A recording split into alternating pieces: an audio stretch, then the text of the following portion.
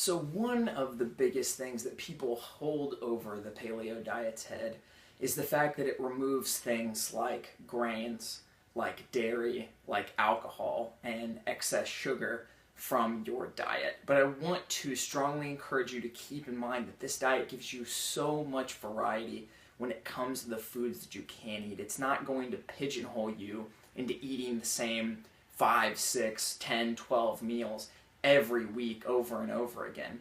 It gives you the freedom to make your diet as simple or as complex as you want to. If you've got a simple palate and you know what you like, you can simplify your meals and your meal planning. And if you have time to cook and you love to experiment with different things and check out new recipes, you've got tons of variety that you can use in your everyday diet.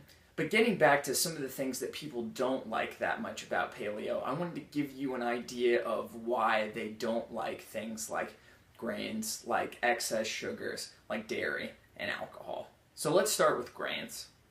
So why is the paleo diet so opposed to the big grains, or the big three as I like to call them, wheat, rye, and barley? The research has shown us that there are some very interesting and chaotic things that happen inside of our body when we're digesting these particular nutrients or these particular segments of grains. There's an excellent interview that I've attached as a resource to this that you can go through and read yourself. I just wanted to break this down into smaller components that were a little bit easier to digest. So what is it about wheat, rye, and barley that is so tough on our digestive system? The first thing about them is that they're covered in an outer coating that serves as a defense mechanism. Now, over years, things evolve. We evolve to adapt to our environment, and foods evolve too so that they can better survive the environment that they're in. What grains have been able to do over time to avoid predation and people grinding them up, using them from their food, harvesting them, is they've developed an outer coating that's actually a defense system that kind of wrecks our digestive tract as it goes through it. So what does wheat do when it goes through our system? What does wheat, rye, or barley exactly do as it goes through the digestive process? So there's one major thing in most all grains that they have that make it really hard for us to digest, and those are lectins. One of those particular lectins that exist in most of these grains is WGA. WGA stands for wheat germ agglutinin, just in case you were curious to know. And the thing about wheat germ agglutinin, that particular lectin, when it goes through our system, it can't be completely digested. Think about something like corn. Have you ever noticed that corn comes out whole after you digest it? Well, there's a similar process that happens when you're digesting WGA. Your body can't break it down completely. So what else does WGA go through, since we can't break it down, when it moves through our stomach, our intestines, etc.? So WGA attaches to the villi and microvilli in our intestine and our stomach. Now, these are the small hairs of our stomach, if you will, that attach to certain nutrients and things that we're passing through our body so that it can absorb all the vitamins, the minerals, the nutrients, the calories that we need to exist. When you've got this whole WGA floating through the intestine and floating through the stomach, and it can't be broken down by that villi and microvilli, it penetrates that wall. So it's creating small tears in our stomach lining and intestinal lining, essentially. And this opens us up to a whole world of problems when it comes to digestive issues. So when these almost fully intact lectins, WGA, pass through our system and they're almost whole, our body actually creates antibodies to fight them.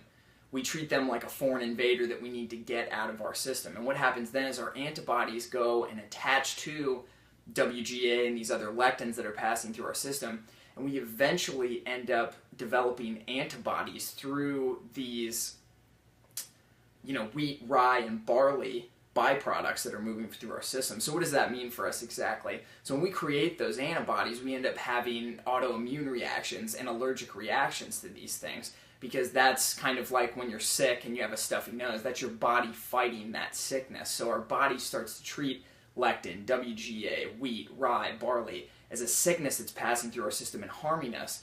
So we start to develop allergies to this, and this is how a lot of people move into celiac disease and how people get gluten allergies. Some of that's genetic as well, but this is a way that we can develop celiacs and other autoimmune disorders as well. So how does this affect us in the long run? Well, since lectins like WGA are passing through our system almost whole, and they're wrecking that villi and microvilli that absorb nutrients, that absorb calories, that absorb things we need to exist, that affects our ability to effectively absorb nutrients. So we're not going to be able to pull everything that we need from the certain foods that we need to survive. And we need vitamins, we need nutrients, we need specific things to make sure that we can keep existing and functioning properly. The other scary part about this is that gluten is just the protein that's contained in wheat, rye, and barley. But when those antibodies attach to WGA and those other lectins, those proteins look very similar to other proteins we need for our body to continue to function properly. Proteins that are in eggs, proteins that are in lean meats, proteins that are in our healthy fats, and combination foods like eggs that are a healthy fat and a protein. So we begin to develop allergies too for things that normally wouldn't hurt our body, like beef, apples, things that would be really generic that you think our body would recognize normally. We've now developed antibodies against those because of the similarity in protein structure, that amino acid structure that proteins are made up of. We develop antibodies to fight not only the wheat, rye, and barley lectins in WGA, but also the things that are healthy for us and begin to have allergic reactions to the things we actually need that are healthier for our body, that are on this paleo-style diet. Another scary side effect for this is that these WGAs and these different kinds of lectins, they attach to the walls of our pancreas. So once again, our body tries to fight WGA, tries to fight these other lectins, and that ends up damaging our pancreas, which is our insulin producer for the body. If we can't produce insulin properly, we're going to start to have blood sugar issues, and that's the road that leads to type 1 diabetes. So think about that we have these whole chunks of lectins traveling through our system. They're wreaking havoc on our villi and microvilli in our stomach, that are wreaking havoc on our intestines, and now attaching themselves to our pancreas and causing us to have a worse insulin response to certain foods that we're eating that can ultimately lead to type 1 diabetes. That's kind of scary, isn't it?